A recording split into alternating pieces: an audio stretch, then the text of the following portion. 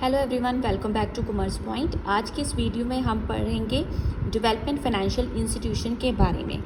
जानेंगे कि इंडिया में DFI किस तरह से आए, इनके क्या बैकग्राउंड है, इनकी क्या हमें नीड है और कुछ डिस्कस करेंगे इसके फ्यूचर एक्सपेक्ट के बारे में। सबसे पहली बात, डेवलपमेंट फाइनेंशियल इंस्टीट्यूशन एक ऐसे इंस्टीट्यूशन है जो कि कंट्री की डेवलपमेंट करते हैं। किस तरह से डेवलपमेंट करते हैं? कैपिटल इंटेंसिव प्रोजेक्ट में इन्वेस्टमेंट करके, अंडरराइटिंग के थ्रू, लो इंटरेस्ट रेट के ऊपर लोन प्रोवाइड करके ये इंडस्ट्रीज़ को और अलग अलग सेक्टर्स की डेवलपमेंट में कंट्रीब्यूशन करते हैं। DFI provide the long term credit for the capital intensive investment। ऐसी इन्वेस्टमेंट जो कि लॉन्ग टर्म है, जिनके ऊपर रेट ऑफ रिटर्न लो है, जिनको कमर्शियल बैंक से लोन नहीं मिल पाता, उसको हेल्प करेंगे development financial institution.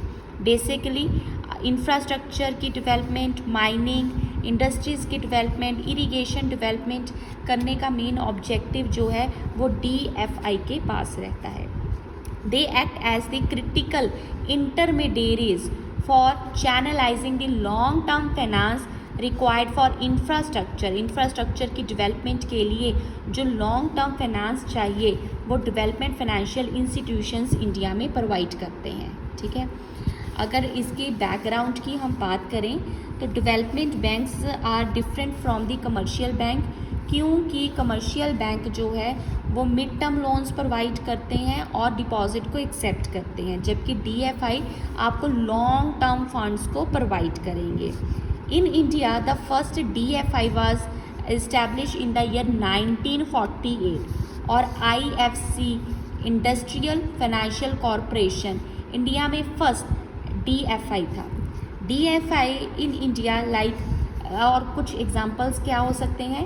Industrial development bank of India, industrial credit investment corporation of India और industrial financial corporation of India. ये कुछ एग्जांपल्स हैं हमारे पास DFI के। ठीक है, DFI in India play very crucial role in aiding the industrial development in the past with the best of the resources made available to them।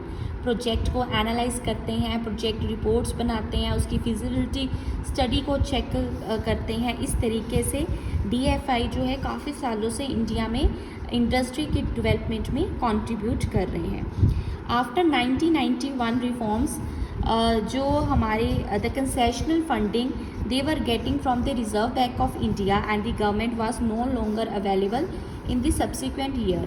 So as a consequences IDBI और ICICI has to convert themselves into the universal bank। पहले क्या रहता था, DFI को जो funds है सारे government की तरफ से आते थे, लेकिन 1991 का जो लिबरलाइजेशन, प्राइवेटाइजेशन, ग्लोबलाइजेशन की नॉर्म्स आई, उसके बाद इनके जो कंसेशनल फंड्स RBI के से मिलते थे वो फंडिंग ख़त्म होगी, इसलिए इन्होंने IDBI और ICICI ने अपने आप को यूनिवर्सल बैंक में कन्वर्ट कर लिया। यूनिवर्सल बैंक का मतलब है कि ये डिपॉजिट भी एक्सेप्ट करते हैं, पब्लिक डिपॉजिट भी एक्सेप्ट करते हैं लाइक कमर्शियल बैंक्स, और DFI डेवलपमेंट फाइनेंशियल इंस्टीट्यूशन का रोल भी प्ले करते हैं। While these DFI disappear, a new set of institution, कुछ नए इंस्टीट्यूशंस के नाम लिखे हुए हैं जो कि आपने ज़रूर याद करने हैं कि कौन से ईयर में आए थे। इस टॉपिक में सबसे इम्पॉर्टेंट तो यहाँ के इनके नाम, इनके क्या ऑब्जेक्टिव है, इनके फंक्शंस क्या हैं, साथ ही कौन से ईयर में आए, that is the most important thing. ठीक है, नीड क्या है DFI की? इंफ्रास्ट्रक्चर बिल्डिंग के लिए हमें ज़रूरत है, इंटरनेशनल लेवल पर डेवलपमेंट करने के लिए भी हमें इनकी ज़रूरत है। इवन दूसरी कंट्रीज़ भी इस तरह के इंस्टीट्यूशंस उनके पास हैं जो कि इंडस्ट्रियल डेवलपमेंट करती हैं, इंफ्रास्ट्रक्चर डेवलपमेंट करती है। जैसे कि यहाँ पर एक एग्जांपल है यूरोपियन इन्वेस्टमेंट बैंक का, जो कि यूरोप का एक DFI है, राइट। और इंफ्रास्ट्रक्चर डेवलपमेंट के लिए जो फाइनेंस है उसकी रिक्वायरमेंट को पूरा करते हैं DFI। इकोनॉमिक क्राइसिस जो कोविड-19 पैंडेमिक की वजह से हुए हैं, उसकी रिकवरी करने में भी डेवलपमेंट फाइनेंशियल इंस्टीट्यूशंस इंडिया में हेल्प करेंगे। इनइक्वालिटी को दूर करेंगे, पावर्टी गैप को, अनएम्प्लॉयमेंट को दूर करेंगे, ठीक है, इनके ऊपर कंट्रोल कर सकते हैं। साथ ही साथ जो इकोनॉमी में स्लो डाउन आया है उसको भी चेक हम कर सकते हैं with the help of the DFI, right.